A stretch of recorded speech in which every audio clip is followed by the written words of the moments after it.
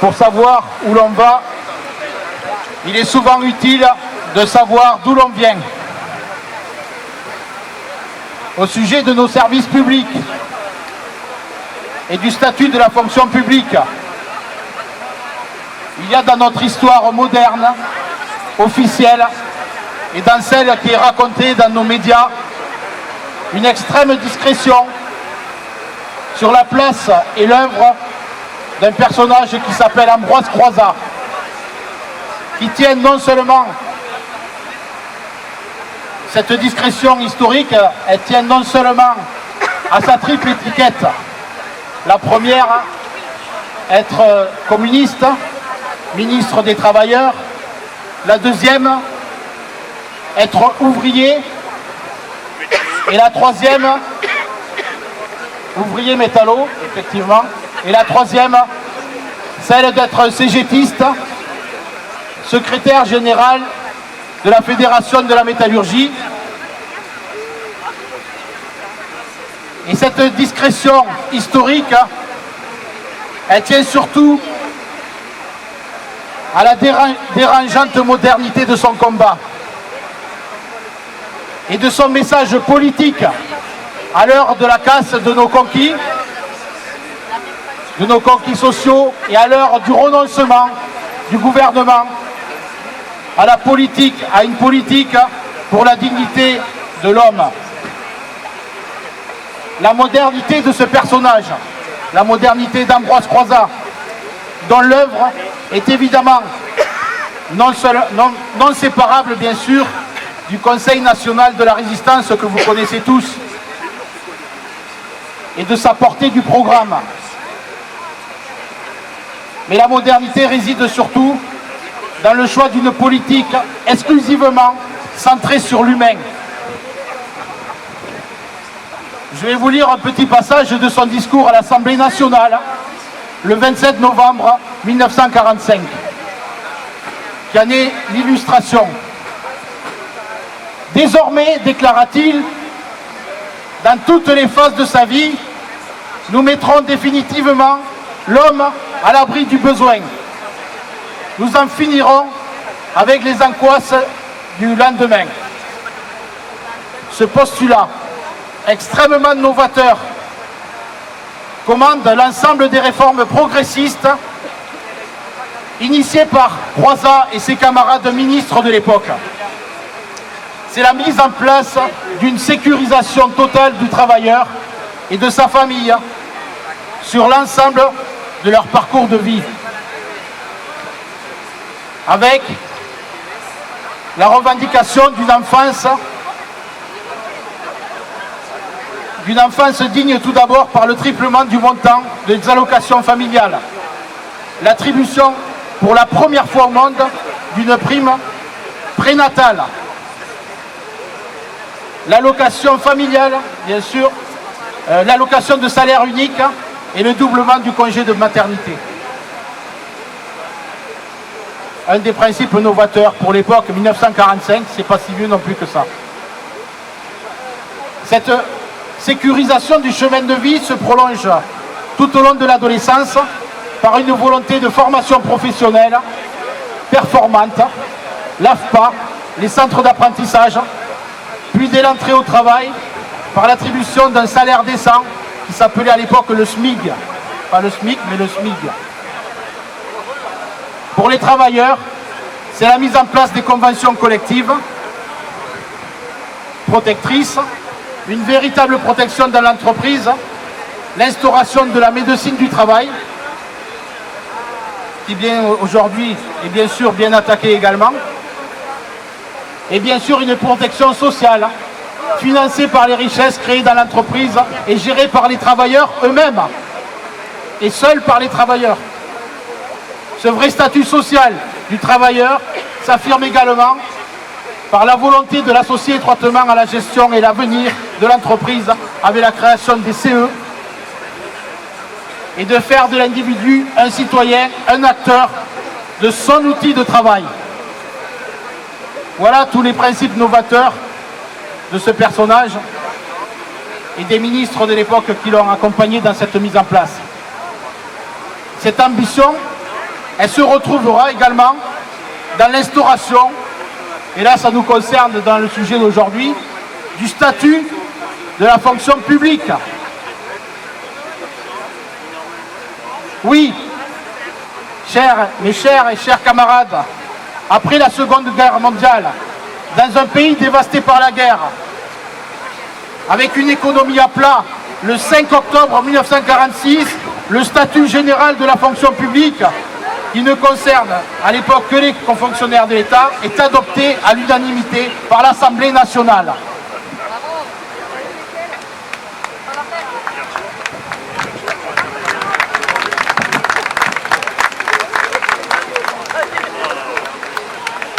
Il s'agit bien là que d'une seule volonté politique, parce qu'il existait des bribes de ce statut avant la guerre, et particulièrement déjà mis en place en 1936, mais malheureusement balayé d'un revers de main par l'extrême droite collaborationniste qui a tout balayé dès 1939. On y reviendra. Il y aura l'institution, bien sûr, l'instauration du statut des mineurs, des électriciens et gaziers, ils sont là parmi nous également, qui pour la première fois permet une participation du travailleur à l'organisation de sa carrière et au fonctionnement des services publics par l'institution d'organisation paritaire. Cette sécurité sociale, au sens global, appliquée à tous les instants de la vie, s'achève enfin avec ce pourquoi aussi nous nous rassemblons aujourd'hui, le droit à la retraite. Enfin, autre critère de modernité, et non des moindres, la volonté constante de mener de pair deux politiques. L'une faite pour la satisfaction immédiate des besoins des travailleurs, c'est le sens de toutes les prestations familiales, et l'autre porteuse d'idées transformatrices de la société à long terme, à l'image de l'instauration de la sécurité sociale, des plans de nationalisation et des statuts sociaux nouveaux comme ceux de la fonction publique. On comprend dès lors, à la lueur des innovations, combien le rappel de cette actualité brûlante est dangereux pour les pouvoirs actuels en place, alors que se poursuivent toutes les attaques et les régressions sociales et le détricotage de nos conquis du Conseil national de la résistance. Plus que jamais, les multiples attaques qui viennent du gouvernement ou du patronat détricoteur d'acquis requièrent notre mobilisation. Et c'est pourquoi vous avez tout à fait raison aujourd'hui d'être là, présent, pour le dire haut et fort et faire passer le message à vos collègues, aux agents de toute la fonction publique, mais à tous citoyens également, car c'est notre bien le plus précieux. Et nous sommes aujourd'hui affectés de ce double mal, celui des détricoteurs qui, depuis 1945, n'ont de cesse de mettre à l'œuvre leurs méfaits sur le statut de la fonction publique, mais également leurs meilleurs alliés, que sont l'extrême droite, qui, sous couvert de restaurer l'ordre, s'attaque au fondement même de la démocratie et de la justice, et pour lesquels les services publics est leur première cible. À ce sujet, par l'actualité, je ne peux passer sous silence la dangerosité que représentent les attaques de l'extrême droite. Face à ces attaques, la CGT réaffirme son attachement à la démocratie et à l'état de droit. La condamnation en première instance de Marine Le Pen et de 24 cadres du RN pour détournement de fonds publics ou recel a déclenché une violente campagne contre le système judiciaire et l'état de droit. C'est inacceptable. En mettant en cause la séparation des pouvoirs, l'extrême droite s'en prend ouvertement à un fondement de notre République démocratique. Ces attaques prennent aussi la forme de menaces contre un juge et contre le syndicalisme des magistrats. La CGT condamne fermement ces attaques et les relais qu'elle trouve au-delà des rangs de l'extrême droite. Elle affirme son plein et entier soutien aux magistrats dans l'exercice de leurs droits et de leurs fonctions, sur les libertés d'organisation syndicale et sur les moyens dont la justice doit être dotée pour assumer ses missions. Ce service public doit être renforcé. Renforcé pour un état de droit, pour que tout justiciable puisse être rétabli dans ses droits. En ce lendemain du 8 mars, je pense particulièrement à toutes ces femmes violentées dont les plaintes sont classées sans suite. Nous avons besoin que ce service public soit renforcé. Portée par le RN, la campagne en cours est relayée par les dirigeants de l'international autoritaire, de Musk à Poutine, en passant par Orban ou Netanyahou. Ces soutiens remettent en lumière la nature profonde de l'extrême droite française. En Russie, en Hongrie, en Israël, aux États-Unis, les pouvoirs en place attaquent frontalement aux piliers démocratiques et en particulier l'indépendance de la justice. Alors que les premières enquêtes d'opinion attestent que la majorité de la population estime normale la décision prise par la justice, la CGT appelle à résister avec détermination à l'offensive idéologique en cours et à la vigilance quant aux possibles évolutions de la situation. Et à soutenir les juges.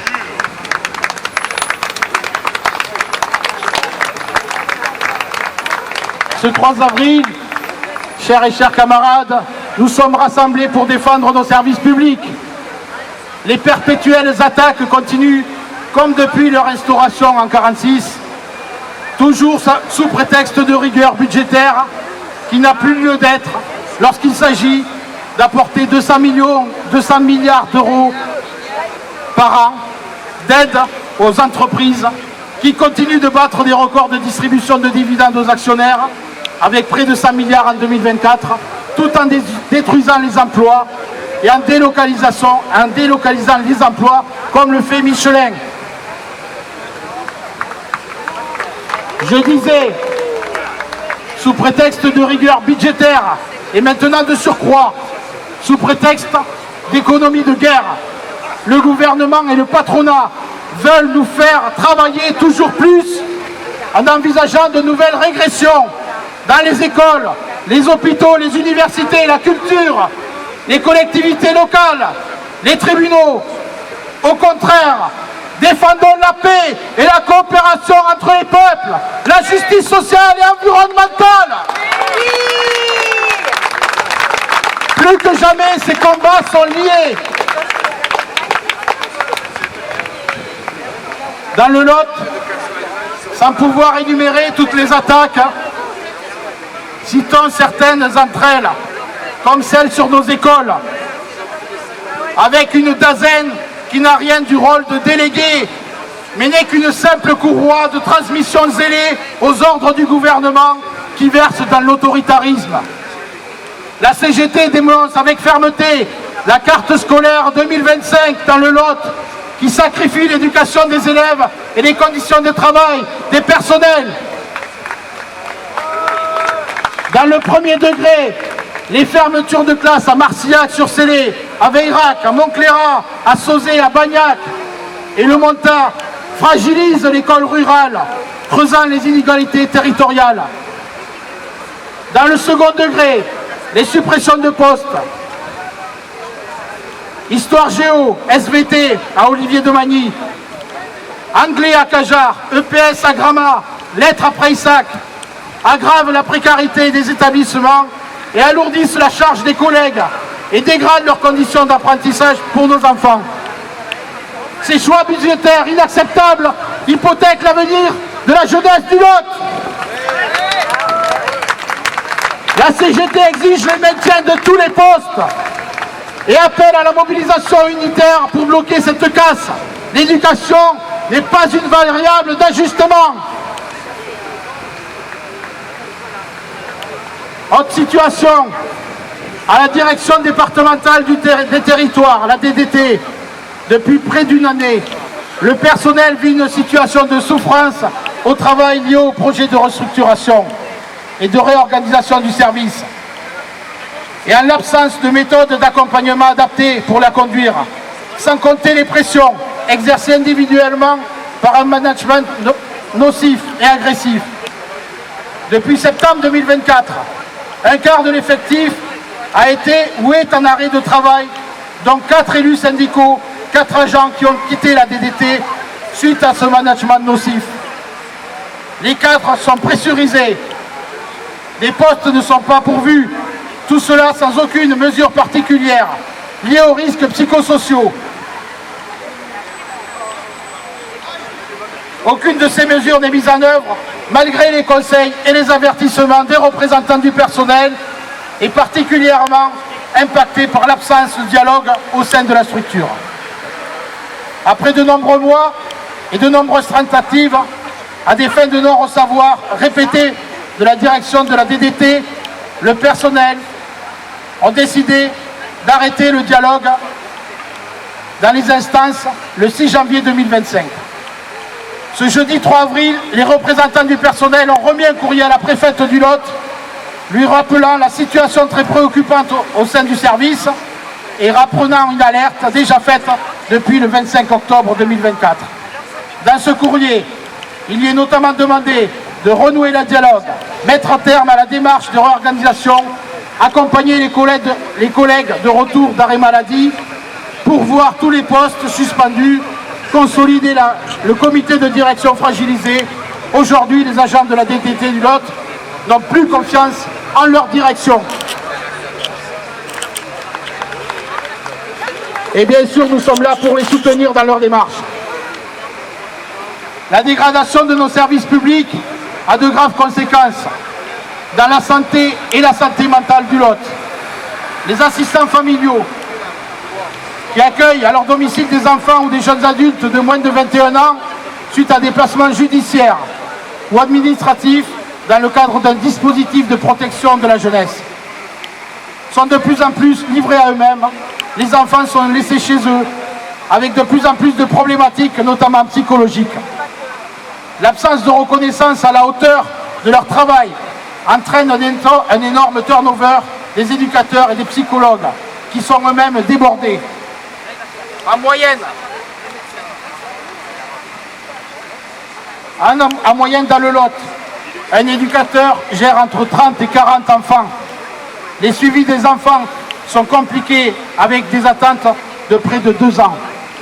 Pour pouvoir souffler, ils demandent un week-end de repos par mois, ce qui est déjà mis en place dans d'autres départements comme le Tarn. Mais le département du Lot n'a toujours pas répondu à cette demande légitime. On pourrait égrener ainsi à souhait les situations similaires dans nos hôpitaux, les EHPAD, chez les territoriaux des communes à la région, en passant par le département, aux finances publiques, chez les cheminots, les services postaux qui sont déjà privatisés. Et quand tout sera privé, nous serons privés de tout. Et c'est pourquoi la CGT revendique aujourd'hui des services publics et une fonction publique assurant les droits et répondant aux besoins des populations sur l'ensemble du territoire, y compris dans les Outre-mer, les territoires d'Outre-mer.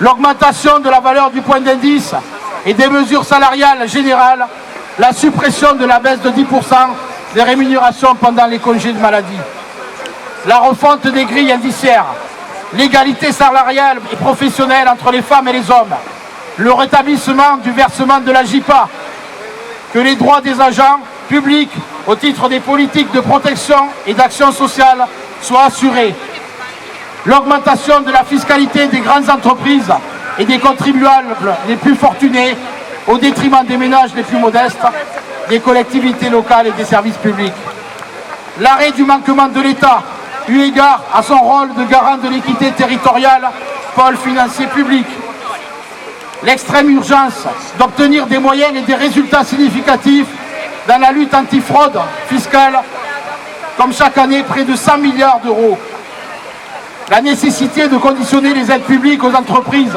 près de 200 milliards d'euros, l'abrogation enfin de la réforme des retraites avec le retour à un départ à la retraite dès 60 ans et des départs anticipés à 55 ans ou un trimestre de départ anticipé par année d'exposition.